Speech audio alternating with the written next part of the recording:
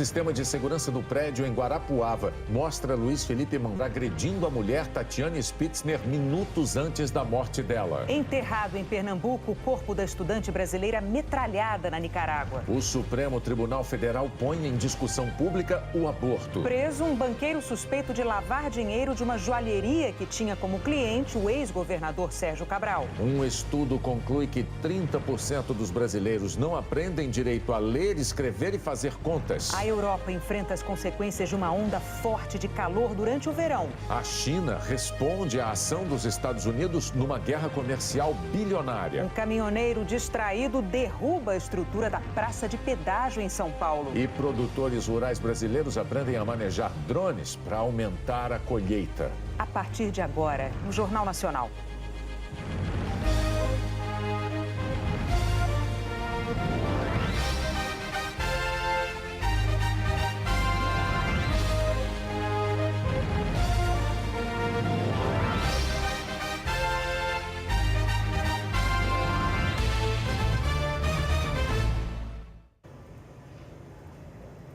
O Jornal Nacional teve acesso às imagens das câmeras de segurança do prédio onde a advogada Tatiane Spitzner e o marido, Luiz Felipe Manvalha, moravam em Guarapuava, no Paraná, e onde ela morreu.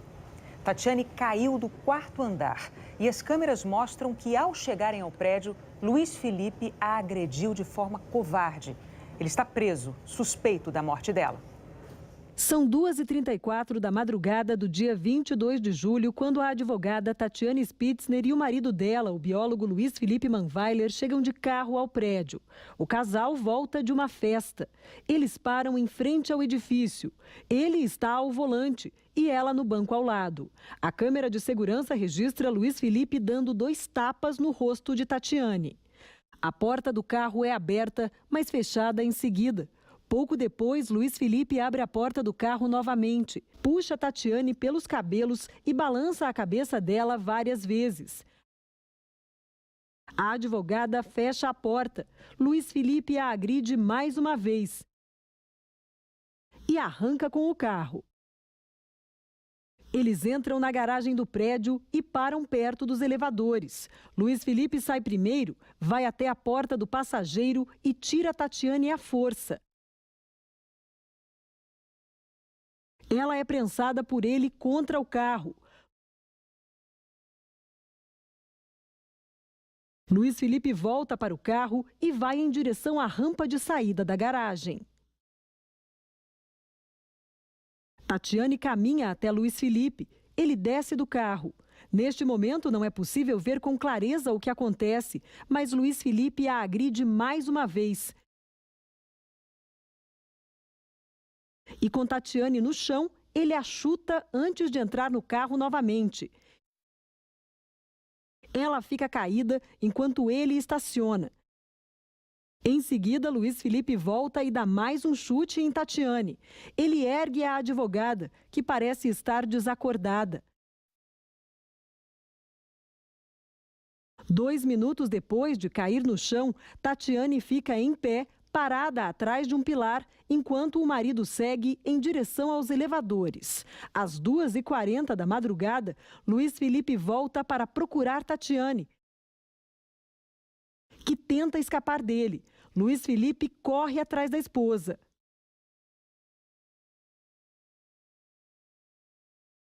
Tatiane entra no elevador e aperta o botão do térreo. Luiz Felipe entra logo em seguida e a segura pelos braços. Ele prensa a esposa contra a parede e aperta o botão do 4º andar, onde fica o apartamento do casal. Quando o elevador chega ao térreo, Tatiane tenta descer, mas é agarrada por Luiz Felipe. Ela se debate, tentando escapar do marido, que consegue levá-la de volta para o elevador.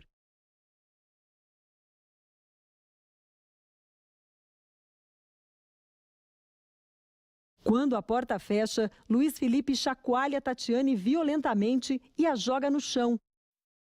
Quando o elevador chega ao 4º andar, Luiz Felipe força Tatiane a sair.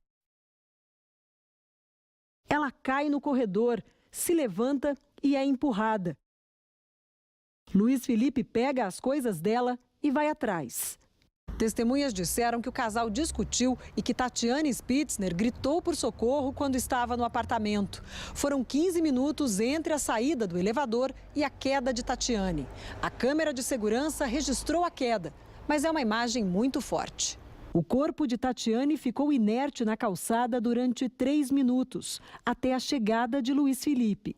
Às 3 da manhã, ele entra no elevador carregando o corpo de Tatiane. Nós editamos a imagem. Luiz Felipe coloca o corpo no chão do elevador e põe as mãos na cabeça. Depois, ele leva o corpo para o apartamento, onde trocou de roupa antes de fugir. Enquanto isso, às 3h04, a polícia chega, depois de ter sido chamada por vizinhos. Os policiais vão até a entrada do prédio no mesmo momento em que Luiz Felipe reaparece ainda no quarto andar. Com um pano, ele limpa marcas de sangue no corredor, esfrega o chão e as paredes do elevador.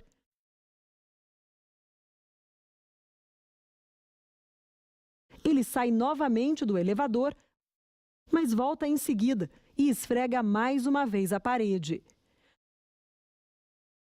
A movimentação continua na entrada do edifício, enquanto Luiz Felipe chega à garagem. Às 3h08, ele sai com o carro. A câmera de segurança mostra, numa mesma imagem, a polícia em frente ao prédio e o carro de Luiz Felipe passando na rua logo atrás. Luiz Felipe Manweiler foi preso a mais de 300 quilômetros dali. Segundo a polícia, ele tentava chegar ao Paraguai. Em depoimento, ele negou. Disse ainda que Tatiane se jogou da sacada. A imagem da minha esposa pulando da sacada, não sei da minha cabeça, né? Mas ainda fica martelando, né? A mesma imagem, porque eu sou inocente, eu amo muito. Os investigadores afirmam que as imagens do circuito de câmeras são decisivas para confirmar que Tatiane Spitzner foi vítima de feminicídio. A vítima, Tatiane, ela foi agredida por mais de 20 minutos antes de vir a óbito. Ela não tinha nenhum intento de suicídio. O Ministério Público não tem dúvidas de que houve o cometimento do feminicídio em face da vítima, Tatiane Spitzner, por parte de Luiz Felipe Manweiler. E os elementos informativos colhidos na investigação nos fornecem essa convicção de que realmente a vítima sofreu agressões progressivas que culminaram na sua morte. A defesa de Luiz Felipe Manweiler declarou que aguarda o resultado das perícias no corpo da vítima, no apartamento do casal, nas câmeras de segurança e nos telefones recolhidos, que espera a simulação dos fatos com a participação de Luiz Felipe e que qualquer posicionamento de investigadores e de promotores será baseado em hipóteses especulativas que ainda precisam de comprovação técnica. As polícias civil e militar de São Paulo fizeram hoje uma operação na favela de Paraisópolis à procura de uma PM desaparecida. Juliane dos Santos Duarte foi vista pela última vez dentro de um bar ontem de madrugada. Testemunhas disseram que ela se identificou como policial em busca de um celular perdido e que foi levada por 4 homens encapuzados. Foi enterrado hoje na região metropolitana do Recife o corpo da estudante brasileira de medicina metralhada na Nicarágua, Rainéia Lima. Foram 11 dias de espera. De madrugada, os parentes da estudante receberam no Aeroporto Internacional do Recife o corpo de Rainéia Lima. A brasileira de 30 anos foi assassinada no dia 23 de julho, perto do hospital onde trabalhava, na cidade de Manágua, capital do país. O carro que a estudante dirigia foi metralhado. A Nicarágua passa por uma crise política. Nos últimos 3 meses, 400 pessoas foram mortas em protestos contra o governo do presidente Daniel Ortega. O vigilante Pierson Gutierrez Solis, de 42 anos, está preso e confessou o crime. O jornal La Prensa, um dos principais da Nicarágua e que faz oposição ao governo, publicou uma reportagem que afirma que o Ministério Público apresenta uma história improvável sobre o assassinato da brasileira. De acordo com o jornal, a promotoria culpa a jovem de haver provocado a própria morte ao dirigir de forma descontrolada e com atitude suspeita. Por isso, o vigilante teria atirado contra o carro que a brasileira dirigia. O vigilante não vai responder por assassinato, e sim por homicídio. Na Nicarágua, os dois crimes são diferentes. No caso de homicídio, a pena é mais leve.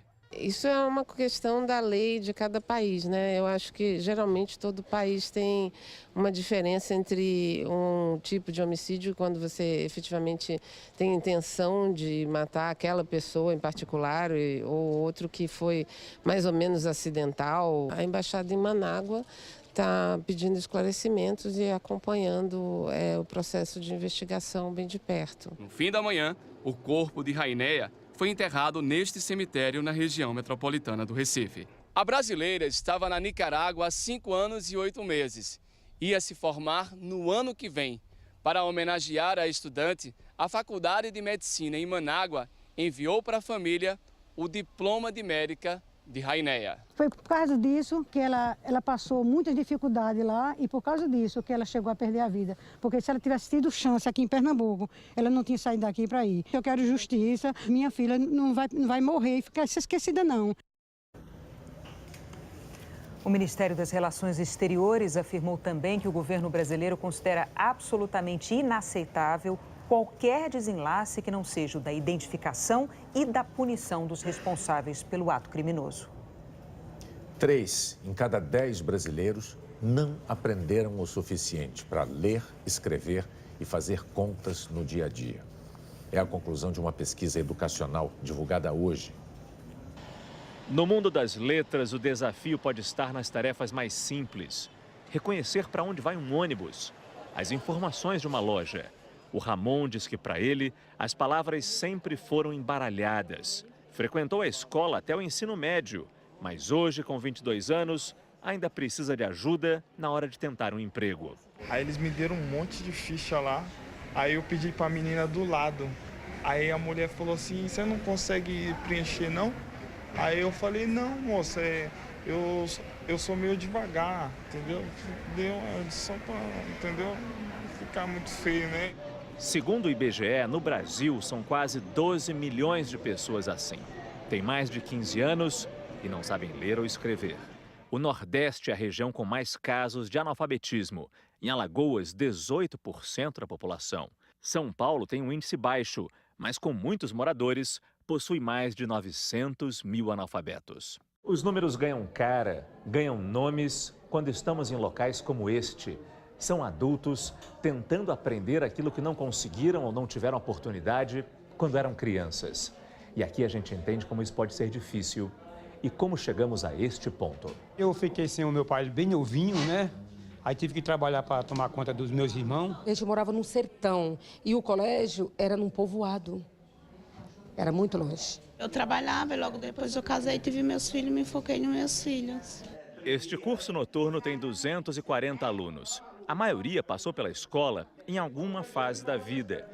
E hoje saiu a mais recente edição do Indicador de Analfabetismo Funcional, pesquisa coordenada pela ONG Ação Educativa e pelo Instituto Paulo Montenegro, realizada pelo IBOP. Ela revela que de 2001 para cá, o número de pessoas entre 15 e 64 anos que chegaram ao ensino médio aumentou de 24% para 40%. Mais gente na escola, mas isso não significa melhor leitura. A capacidade de entender um texto, de fazer uma conta matemática simples, permanece a mesma de anos anteriores. 3 em cada 10 brasileiros são considerados analfabetos funcionais. Isso reforça a opinião de especialistas. Aprender a ler exige uma ação integrada, fazer parcerias com outros órgãos, como um posto de saúde, para descobrir cedo problemas que afetem o aprendizado. Levar o ensino já para a primeira infância, antes dos 4 anos. Oferecer bons professores, bibliotecas. A gente tem uma realidade, infelizmente, de ter 55% das crianças analfabetas ao final do 3º ano do ensino fundamental, que são crianças com 8, 9 anos. São essas as crianças que serão as analfabetas quando adultas. Alex é professor no curso noturno. Primeira tarefa, lidar com o passado dos alunos. Eles chegam muito apreensivos e com uma história muito ruim da escola que eles passaram. Então eles têm um estigma muito forte da escola, porque foram excluídos daquela escola antiga. O João só entrou numa sala de aula com 54 anos. Chegou a São Paulo vindo de Canindé, no Ceará. Aprendeu o ABC, num supletivo pulou etapas e hoje frequenta uma faculdade de Direito. Cliquem na situação B e vamos ver o que acontecerá. Tem ótimas notas e já sonha com a formatura. Eu vou virar doutor, se Deus quiser. 2020. O que o senhor diria para essas pessoas que têm medo, que tiveram experiências ruins na escola? O medo atrapalha o caminho que a pessoa quer seguir. Então não tenha medo e acredite em si. Em vez de ter medo, tenha coragem. O orçamento da educação para o ano que vem foi o assunto de uma reunião hoje em Brasília entre os ministros da Educação e do Planejamento. O MEC conseguiu incluir na Lei de Diretrizes Orçamentárias, aprovada em julho, uma forma de garantir que o seu orçamento do ano que vem não perca um centavo, ou seja, não sofra redução por conta de outra lei, a do teto de gastos, um limitador das despesas. Pelos cálculos do MEC, sem essas mudanças, haveria em 2019 um corte de quase 5 bilhões de reais em investimentos como bolsas de estudo, verbas para universidades, livros didáticos. As despesas obrigatórias, como folha de pagamento de pessoal e transferências para estados e municípios para a educação básica, isso continua garantido pela Constituição e sempre é pago. Para 2018, o orçamento inicial do MEC era de 108 bilhões de reais. As mudanças no texto asseguram que esse mesmo valor será corrigido pela inflação para o ano que vem. Especialistas em contas públicas alertam, concedendo mais dinheiro para outra. Onde cortar para preservar o orçamento da educação? O Ministério do Planejamento afirma que o teto de gastos é para o governo como um todo e que ajustes podem ser feitos. Este economista alerta que esse será um ajuste difícil para o próximo governo. Se todas as demais áreas fizerem o mesmo, o que acontece é que nós não vamos conseguir cumprir aquele tal teto dos gastos, sobretudo se previdência e pessoal continuarem a crescer como estão crescendo. Então, nesse caso, ou o país continua a se endividar, ou a administração pública vai entrar em colapso porque vai tentar cortar aquilo que já não se pode mais cortar. Mas, para valer, o novo texto precisa da sanção do presidente Michel Temer. Entidades de ensino pedem que os artigos não sejam vetados. Esses cortes, eles podem afetar programas importantes do Ministério da Educação, né? A gente, claro que tem um desafio enorme da educação à nossa frente. Sem o recurso do governo federal, estados e municípios que são, em última análise, os responsáveis pela execução da política educacional da educação básica, eles podem ficar muito prejudicados. Então, acho que a gente precisa realmente retomar esses investimentos todos. Hoje, a Sociedade Brasileira para o Progresso da Ciência, SBPC, e 30 entidades divulgaram uma carta aberta ao presidente Michel Temer contra o corte previsto no orçamento do ano que vem da CAPES, uma das agências do governo que concede bolsas de estudo. O documento afirma que o corte contraria a decisão do Congresso Nacional, que incluiu na Lei de Diretrizes Orçamentárias a proibição de redução de recursos para educação e saúde, em relação ao orçamento aprovado para 2017, corrigido pela inflação. Estudantes, professores e cientistas fizeram protestos pelo país contra possíveis cortes. Em São Paulo, a manifestação foi no Vão Livre do MASP. No Rio, foi na Cinelândia. No Piauí, o presidente disse que as bolsas serão mantidas. À noite, o MEC divulgou nota afirmando que não haverá suspensão das bolsas. Ainda ontem eu fiz uma longa reunião com todo o conselho científico, entre o qual os membros do CAPES, né? E nós tratamos exatamente desses temas. Então, se houver problema eventual nessa direção, eu não vou deixar faltar. Eu compensarei. No centro-oeste do Brasil, produtores rurais estão investindo em cursos que têm mais a ver com tecnologia do que com agricultura, mas que ajudam a melhorar e a aumentar a produção. Imagine ver tudo do alto sem precisar sair do chão. Foi assim que o Márcio acompanhou cada etapa de crescimento das plantas. Com o drone, ele não tirou os olhos da lavoura. Os voos a gente faz semanalmente ou mensalmente, ou conforme a orientação do coordenador de de agricultura, né? Com a ajuda das imagens aéreas, os agrônomos descobriram falhas. Isso é onde a água correu que levou a terra embora. Levou terra, levou nutrientes, levou as plantas. E isso facilitou buscar soluções. O equipamento voa a uma altura de até 100 metros e ajudou a monitorar esta lavoura que já está no ponto de colheita.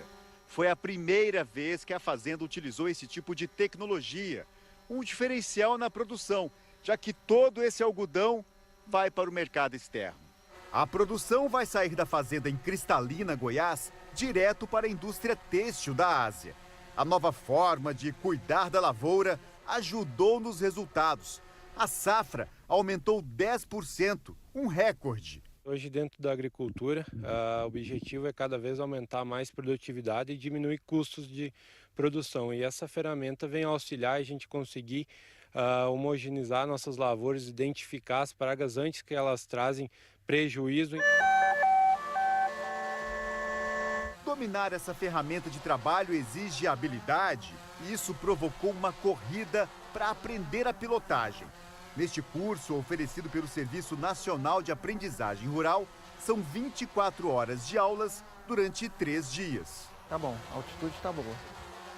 Pousar no local certo já é motivo de comemoração. Tem que saber operar bem, porque senão o drone vai embora. Mais de 600 pessoas já passaram pelo treinamento. Você consegue cobrir uma grande área em um espaço de tempo muito reduzido e a um custo também muito menor se comparado com técnicas anteriores que eram utilizadas, como, por exemplo, utilizando aviões ou helicópteros. Neste curso, também participaram policiais militares, que fazem o patrulhamento no campo. Às vezes o pessoal entrou na mata. Se a gente utiliza o drone, faz uma varredura e com o drone ele vai nos orientar para o melhor local que a gente pode estar direcionando as equipes. O Márcio, que mostramos no começo da reportagem, fez o curso e assumiu uma nova função na fazenda. Agora, ajuda a cuidar da área tecnológica. Você acha que vai aumentar até um pouquinho mais o salário? Quem sabe, né? O futuro a Deus pertence. Mas se aumentar, a gente fica satisfeito. A falta de chuva obrigou cidades paulistas a adotar o racionamento de água. Os moradores de Santa Cruz das Palmeiras foram os primeiros do estado de São Paulo a acumular roupas e louças sujas por causa do racionamento. Das 8 da manhã às 6 da tarde, nem adianta tentar usar a água. É balde para catar água da máquina, para pegar água limpa para limpar dentro de casa e o que eu vou usando, eu vou guardando para mim poder fazer a higiene do meu quintal. Já são mais de 3 meses sem chuva suficiente para encher os reservatórios da região. Onde o abastecimento continua normal, as prefeituras apelam para as campanhas. Na estância turística de São Pedro, conhecida pelas águas minerais, tem carro de som nas ruas e panfletos reforçam o comportamento que as crianças já aprendem como hábito. Tem que tomar banho mais rápido. O lago no centro da estância era assim e olha como está agora. Em várias cidades a situação é parecida. Essa represa é a principal fonte de abastecimento de Iracemápolis. No ano passado, nessa mesma época, o nível de água estava cerca de 2 metros acima da minha cabeça. Agora, olha a distância do que resta da lagoa até a margem. O serviço de água calcula que o volume está 70% abaixo da capacidade. A chuva até passou por aqui, mas para a situação voltar ao normal, ainda precisa chover muito, por pelo menos 30 dias e no lugar certo. Enquanto a estiagem continua, máquinas estão cavando a área para aumentar a profundidade do reservatório, com isso a capacidade de armazenar a água. Rio das Pedras não conseguiu evitar o racionamento. Durante a semana, o abastecimento está sendo cortado das 9 da manhã às 4 da tarde. Sem água, o Diego teve que cortar as fornadas de pães que fazia à tarde. Hoje, nosso reservatório é bem pouco. Sem água não tem como produzir. O pessoal tem que se conscientizar que se não economizar, quem vai ficar sem é a população mesmo, né? Será que vai chover onde precisa? Vamos conversar com a Eliana Marques. Oi, Eliana, boa noite. Ontem você avisou e choveu forte em algumas regiões, né? Foi isso mesmo, Renata. Boa noite para você, boa noite a todos. Choveu bastante no Paraná, também em Mato Grosso do Sul e em São Paulo. Em Maringá foram mais de 120 milímetros, em 7 Quedas e também em Ourinhos, quase 80 milímetros de chuva em 24 horas. Foi uma chuva contínua, quer dizer, bem distribuída ao longo do dia. Caiu em muitas áreas rurais, o que facilita o escoamento. E o solo estava seco, em algumas regiões não chovia há 2 meses. Isso ajudou a água a infiltrar com mais facilidade. Já no centro-oeste de Minas Gerais, a chuva veio em forma de temporal, com granizo cobrindo a BR-494, um perigo dirigir nessas condições. Nesse momento, as instabilidades estão cobrindo toda essa área em rosa e, por isso, a noite de hoje vai ser chuvosa nessas regiões. Amanhã ainda tem risco de temporais, com raios e ventania, nessa área em laranja, em Mato Grosso do Sul. Previsão de chuva forte também no Triângulo Mineiro e no sul do Espírito Santo. Já entre o Grande Rio, São Paulo e o norte do Paraná, possibilidade de chuva pela manhã. A partir da tarde já começa a limpar.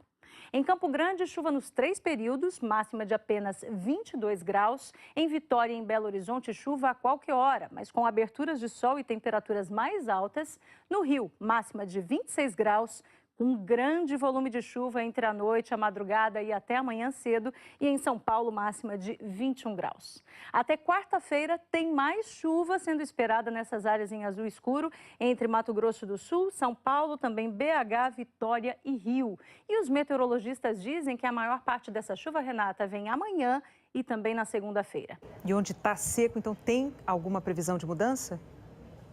Olha, pode ter chuva no sul de Mato Grosso, também no sul de Goiás nos próximos dias, mas na maior parte desses 2 estados, também no Tocantins e em grande parte do Nordeste, o tempo ainda vai continuar seco nos próximos dias.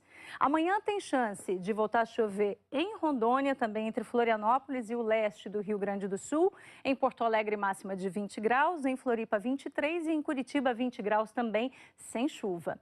Em Belém, 32 graus com pancadas de chuva à tarde. E terminamos com sol e calor nas praias lá de Salvador e também de Fortaleza. Renata. Bom fim de semana, Eliana. Bom fim de semana para vocês também. Obrigada. A Europa está enfrentando uma onda de calor que produziu consequências em diversos países. 3 pessoas morreram esta semana na Espanha. E a expectativa é de que neste fim de semana as temperaturas batam recordes históricos. A massa de ar é excepcionalmente quente. Os ventos africanos vêm fazendo a Europa tostar. Em um mês, o mapa mudou de cor. A expectativa é de mais de 45 graus na Península Ibérica. Portugal anunciou o alerta máximo para não reviver os incêndios do ano passado, os piores da sua história, com 114 mortos. A Espanha também está vigilante. A câmera térmica prova que o calor se espalha, o leque também. A temperatura alta desequilibra muita gente e o turista tem que grudar o mapa dos bebedouros na cabeça. As fontanas de Roma não agradam mais só aos olhos. E quem olha assim até pensa que a Torre Eiffel se refresca. De gole em gole, todos vão se hidratando. Esse verão não é para o bico de europeu. Falta praia, mas não falta protetor solar. O calor também esquenta o comércio aqui no Reino Unido. As vendas de óculos de sol e também de ventiladores aumentaram 50% na comparação com o verão passado. E as pessoas acabam aproveitando mais o dia dentro de bares, mas não parece ser tanto quanto na Alemanha. O consumo de cerveja foi tão grande que as cervejarias tiveram que pedir a devolução de garrafas. O funcionário já não aguenta mais tanta entrega. Mas sempre pode piorar. Os operários enfrentam um asfalto quente. Os cachorros policiais suíços não mais. Eles ganharam sapatinhos. Os cavalos britânicos uma pausa. E nos zoológicos da Europa não faltam baldes de picolé. Os hipopótamos acharam a melancia uma delícia. Esse britânico também. Elas, que já viveram muitas primaveras, já aprenderam a aproveitar bem o verão. O calor bate recordes também na Ásia. O governo da Coreia do Norte declarou desastre ambiental e convocou a população para proteger as lavouras. A vizinha Coreia do Sul teve a maior temperatura desde o início dos registros em 1907, isso mesmo, quase 41 graus. No Japão, 116 pessoas morreram por causa do calor desse verão. E desde já, o comitê organizador da Olimpíada de Tóquio, daqui a 2 anos, decidiu antecipar os horários das provas de triatlo e da maratona para proteger os atletas. O inglês, suspeito de ser um dos donos da cocaína apreendida com velejadores brasileiros, foi preso hoje na Itália. George Fox foi indiciado por tráfico internacional de drogas. O veleiro com a droga saiu de Natal com 3 brasileiros na tripulação. Eles foram presos e condenados a 10 anos de cadeia na ilha de Cabo Verde, na África. Um inquérito da Polícia Federal Brasileira concluiu que eles não sabiam que a droga estava escondida no casco do barco que ia para Portugal. Uma batida de carro matou 3 pessoas na zona oeste de São Paulo hoje de madrugada. Testemunhas disseram que um carro em alta velocidade bateu em outro numa esquina, atingiu um poste e pegou fogo. O motorista e 2 passageiros morreram carbonizados. Os 2 ocupantes do outro carro tiveram ferimentos leves.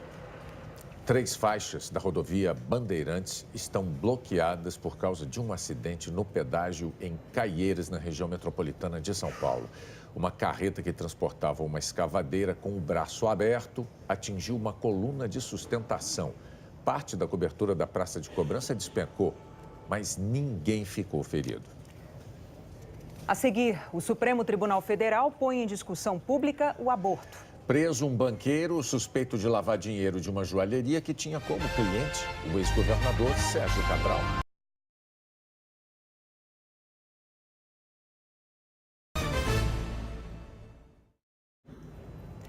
O Supremo Tribunal Federal começou hoje um debate sobre o aborto. A audiência pública com autoridades contrárias e favoráveis à descriminalização foi convocada pela ministra Rosa Weber, que é a relatora da ação sobre esse tema. Uma ação do PSOL pede a descriminalização do aborto até os 3 meses de gestação. De acordo com o Código Penal, tanto a mulher que faz aborto quanto quem a apoia pode pegar até 3 anos de cadeia. A punição é de 4 anos de prisão para quem realizar a interrupção de uma gravidez. Médicos e enfermeiros, por exemplo. No Brasil, o aborto é considerado legal somente em 3 casos: estupro, risco de morte da mulher e anencefalia, quando o feto não tem cérebro. A ação considera que o Código Penal está em desacordo com a Constituição. É com base no que está ouvindo aqui que a ministra Rosa Weber, relatora do processo, vai fundamentar o voto sobre esse tema. Trata-se de tema jurídico delicado, sensível, altamente polêmico, enquanto envolve razões de ordem ética, moral e religiosa.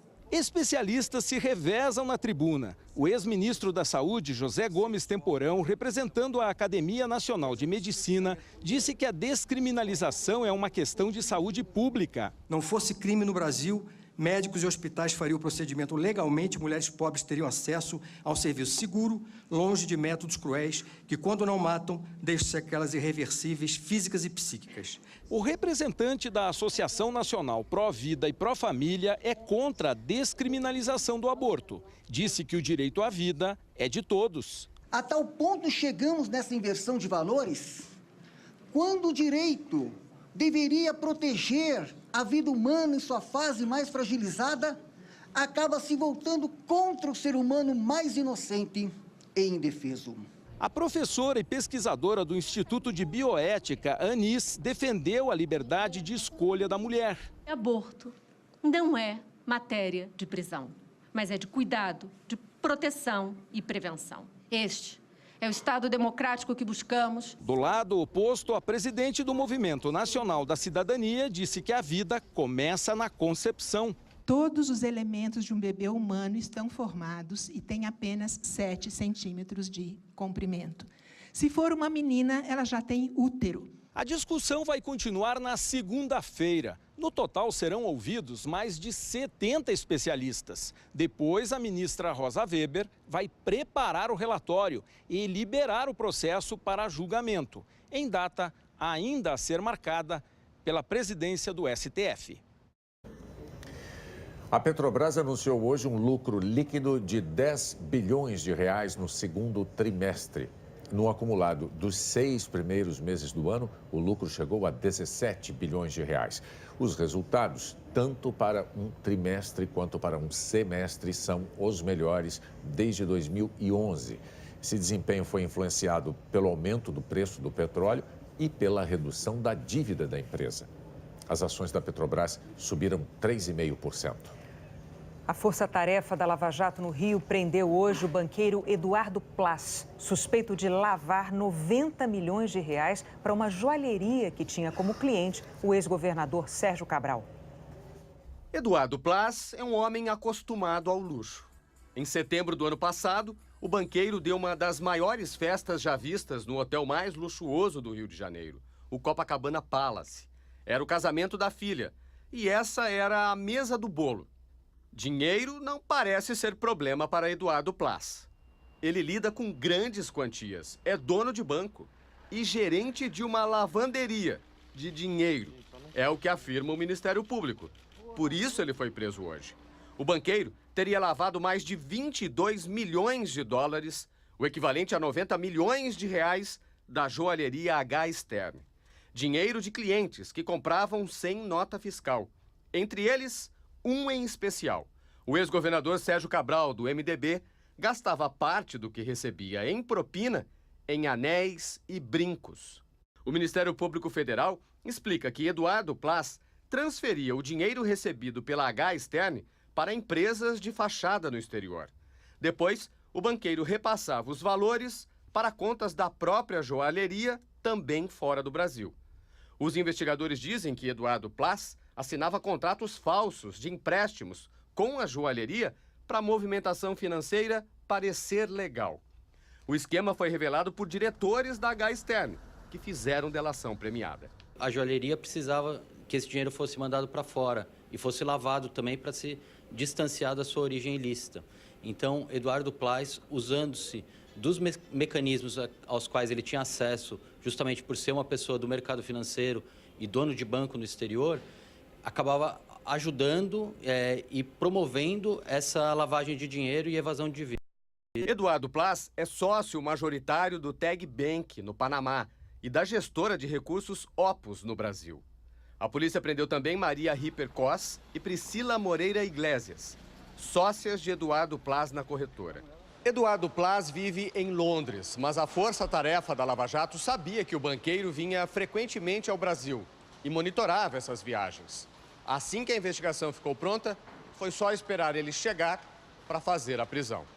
Pelo menos por 5 dias, o tempo da prisão temporária, o banqueiro vai ter que se acostumar a uma rotina bem mais modesta. A defesa de Sérgio Cabral declarou que joias e dinheiro foram atribuídos injustamente ao ex-governador. A H. Stern afirmou que está colaborando com a investigação e não vai se pronunciar. Nós não conseguimos contato com os outros citados na investigação. O Ministério Público Federal em São Paulo denunciou hoje 33 pessoas por fraude em licitações e formação de cartel nas obras do Rodoanel Sul e de avenidas da capital paulista.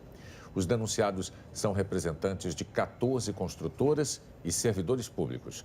Entre os denunciados estão o ex-diretor da Dersa, Paulo Vieira de Souza, o ex-presidente da companhia, Dario Lopes, que hoje está no Ministério dos Transportes, Mário Rodrigues Júnior, que foi diretor de engenharia da Dersa e hoje é diretor-geral da Agência Nacional de Transportes Terrestres, e Marcelo Cardinale Branco, que foi secretário de obras da capital de São Paulo. Segundo o Ministério Público, as fraudes ocorreram de 2004 a 2013. Nesse período, ocuparam o governo do Estado Geraldo Alckmin, José Serra e Alberto Goldman, do PSDB, e Cláudio Lembo, do antigo PFL, atual Democratas. Na Prefeitura de São Paulo estavam José Serra, do PSDB, e Gilberto Kassab, eleito na época pelo PFL. A defesa de Paulo Vieira de Souza disse que aguarda ser informada oficialmente da denúncia para se manifestar. A defesa de Dario Lopes disse que vai prestar os esclarecimentos ao Ministério Público quando for notificada. A Dersa declarou que todas as obras foram licitadas conforme a legislação em vigor. Disse ainda que, se houve conduta ilícita com prejuízo aos cofres públicos, o Estado irá cobrar as responsabilidades. Nós não conseguimos contato com Mário Rodrigues Júnior e com Marcelo Cardinale Branco. A maioria dos ministros do Supremo Tribunal Federal considera que ações de ressarcimento decorrentes de improbidade administrativa prescrevem depois de 5 anos, ou seja, os responsáveis deixam de estar sujeitos a devolver o dinheiro aos cofres públicos. A votação foi interrompida com placar de 6-2. Improbidade administrativa é quando um funcionário público ou agente que administra recursos causa prejuízo aos cofres públicos. Quando a fraude não é intencional, uma ação desse tipo, cível, pode levar a multas e devolução de valores. Mas quando esse prejuízo é intencional, o agente público pode responder por improbidade e por crimes, como corrupção passiva ou peculato. A lei de improbidade fixa um prazo de 5 anos a partir da descoberta da irregularidade para que o poder público peça a devolução do dinheiro. E o Ministério Público queria o direito de pedir o ressarcimento dos valores a qualquer tempo. O ministro relator, Alexandre de Moraes, defendeu que o prazo de 5 anos traz segurança jurídica e não implica em prejuízo ao combate à corrupção. Não é possível que o Estado tenha um poder coercitivo em relação ao indivíduo sem fim. Não é possível que o Estado não tenha um balizamento no qual, dentro desse período de tempo, ele tenha todas as condições de produção de provas, de comprovação do ato de improbidade no caso, mas dentro desse prazo e dentro do devido processo legal. O ministro Edson Fachin discordou, apontou que a Constituição diz que há prazos de prescrição estabelecidos pela lei, mas exclui as ações de ressarcimento.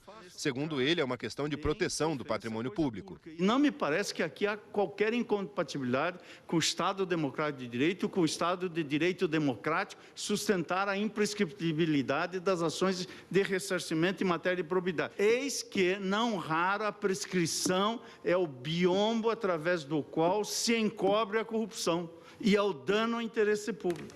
O ministro Luiz Roberto Barroso seguiu o relator a favor de um prazo fixo para a prescrição. A prescrição é um instituto diretamente associado à ideia de segurança jurídica.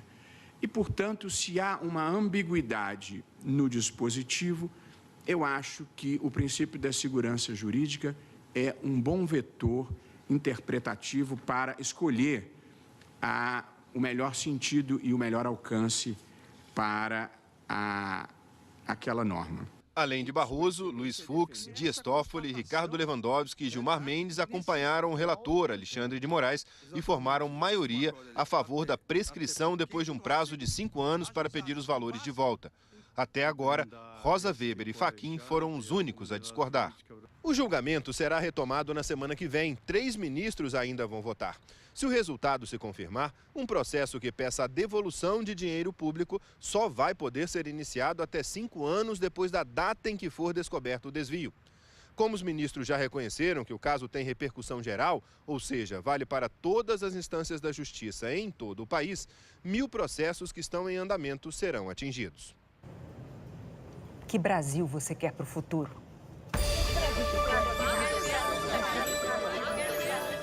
Meu nome é Camille, falo de Tupandi, Rio Grande do Sul. O Brasil que eu quero para o futuro é um Brasil com mais incentivo na educação e na cultura, para que as crianças e jovens aprendam desde cedo a valorizar as tradições locais, assim como é feito aqui no nosso município. Meu nome é Nereu, estou falando aqui de Muritiba, Recôncavo Baiano. E o Brasil que eu quero é um Brasil que tenha uma justiça correta, honesta, sem máfia e sem corrupção, que seja capaz de julgar o processo, absolvendo os verdadeiros inocentes e prendendo os verdadeiros ladrões. Meu nome é Raquel, eu falo da cidade de São José de Bar e o Brasil que eu quero para o futuro é um Brasil com mais oportunidades de emprego para os jovens, um Brasil sem corrupção, na qual os candidatos honrem o voto que depositamos neles, para que as futuras gerações não tenham que passar pela vergonha que nós estamos passando agora. Meu nome é Orlemilson, eu sou de Tuntum, no Maranhão, e o Brasil que eu quero é um Brasil onde as terras sejam divididas para que os pequenos lavradores também tenham a oportunidade de plantar e colher para sustentar suas famílias. Meu nome é José Ilíbio, falo aqui da cidade de Brasilândia, Mato Grosso do Sul. E o Brasil que eu quero é um país onde as pessoas parem de torcer para os partidos políticos e comecem a torcer para o Brasil, com eleitores conscientes e sem a reeleição.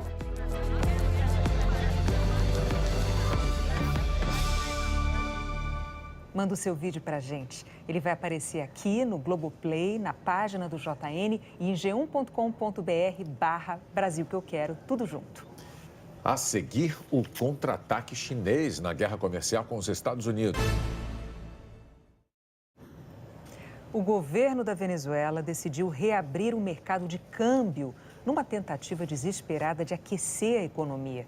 A lei aprovada ontem à noite permite a reabertura das casas de câmbio depois de 15 anos de controle exclusivo do governo. $1 está cotado hoje a 207 mil bolívares, isso no câmbio oficial. Esse mês, a moeda venezuelana vai perder 5 zeros. A China anunciou nesta sexta-feira que pretende impor tarifas a uma extensa lista de produtos comprados dos Estados Unidos se o governo americano não recuar na guerra comercial que iniciou. 16 bilhões, 34 bilhões, 200 bilhões de dólares. Quando as duas maiores economias do planeta entram em uma guerra comercial, os valores são estratosféricos. O novo alvo da China são 60 bilhões de dólares em importações americanas. A lista vai de carne e açúcar até aviões e helicópteros. São 5.207 produtos que sofreriam uma sobretaxa de 5% a 25%. O plano foi apresentado hoje, 2 dias depois de Trump anunciar que os Estados Unidos podem aumentar para 25% as tarifas que já estudam impor a um total de 200 bilhões de dólares em produtos importados da China. As tarifas detalhadas pelos chineses só vão ser impostas se os Estados Unidos realmente implementarem as novas taxas.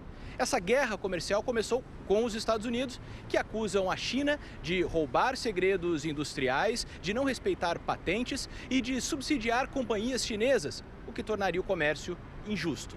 Até agora, a China vinha respondendo com tarifas iguais às dos americanos, mas dessa vez não fez isso porque não pode. A China comprou dos Estados Unidos, no ano passado, produtos no valor de 130 bilhões de dólares e já criou, ou pretende criar, taxas sobre quase tudo isso, 110 bilhões. Os Estados Unidos têm muito mais margem para atacar. No ano passado, compraram 505 bilhões de dólares em produtos chineses. Hoje, o conselheiro econômico da Casa Branca disse que Trump não vai ceder e que a economia da China não é forte o suficiente para brigar até o fim. O Ministério do Comércio chinês disse que a guerra comercial pode trazer prejuízos para os dois países e pediu a volta ao diálogo. Poucas horas depois de as mais altas autoridades de segurança e de inteligência do governo dos Estados Unidos alertarem que a Rússia está de novo tentando influenciar o resultado das próximas eleições americanas, o presidente Donald Trump voltou a se referir à interferência russa na política dos Estados Unidos como uma farsa. Durante um comício na Pensilvânia, Trump também voltou a atacar a imprensa. Chamou os jornalistas de gente horrenda. Começou hoje em São Paulo a Bienal do Livro. É para isso que servem os livros, viajar na imaginação. Como faz este professor que, pelo jeito, adora uma história de terror. Agora você se sente dentro do livro? Com certeza, absoluta. Tenho 49 anos e sempre estive presente na leitura. Eu acho que é essencial. Leitura que está se transformando, se misturando com realidade virtual. Tudo conectado na sala de aula. O que você está vendo aí? Coração humano. É? E é bem real? É. E essa mistura do livro impresso com as novas tecnologias já está criando profissões. Estas meninas aqui, todas na casa dos 20 anos, são produtoras de conteúdo digital sobre livros. A gente resenha, lê livros e faz a divulgação para as editoras. São tão apaixonadas que esta aqui tatuou na pele o amor pela leitura. Por que não? O amor que a gente sente tem que botar para fora. O livro, a leitura, é o 10º programa quando perguntado o que você faz na sua hora de lazer. A gente tem que inverter essa curva e eu acho que a tecnologia vai ajudar bastante. E se não bastar ler, que tal ser um personagem de uma história em quadrinhos? A tecnologia permite isso. Uma boa história não deixa a gente largar o livro, até chegar à última página. E um bom livro leva a outro, a outro, a outro, a um universo de conhecimento. E não importa se é no livro de papel ou no leitor digital. Para amar a leitura, basta uma boa história. Mas as crianças também não queriam sanduíches. Isabel, de 10 anos, já conhece o poder e o prazer de um bom livro. É legal de ler, conhecer as palavras, ver o que está escrito no livro, o que o autor quis dizer com a história. E a mãe, sempre ali para ajudar com as palavras mais difíceis, sabe onde o livro vai levar a filha. Vejo que eu estou fazendo um bom trabalho, né? Incentivando ela a ler. Isso vai ser muito bom também para o futuro dela. Sara nasceu com deficiência visual. A não ser em braille, nunca tinha lido antes. Mas com a ajuda deste aparelho acoplado aos óculos, ela está ouvindo um livro que ela mesma escreveu. O equipamento fotografa, escaneia e fala ao mesmo tempo. Os ares eram de primavera, embora fosse verão. Se Sara quiser parar de ler, basta levantar a mão. Se ao acontecer, eu posso ler para alguém. O que as pessoas faziam por mim, eu posso fazer agora simplesmente por prazer. Não porque outras precisam, mas por prazer de contar uma história, de ler em voz alta, de ler para mim mesma, né? É uma emoção incrível. O Globo Repórter de hoje investiga um sentimento que pode mudar nossa vida: a autoestima. Trabalho, afetos e até dinheiro. Tudo vai melhor quando a gente conhece o segredo da autoconfiança. A pequena estudante vítima de preconceito na infância só não abandonou a escola pelo apoio dos pais, mas se tornou uma das cientistas mais respeitadas do Brasil.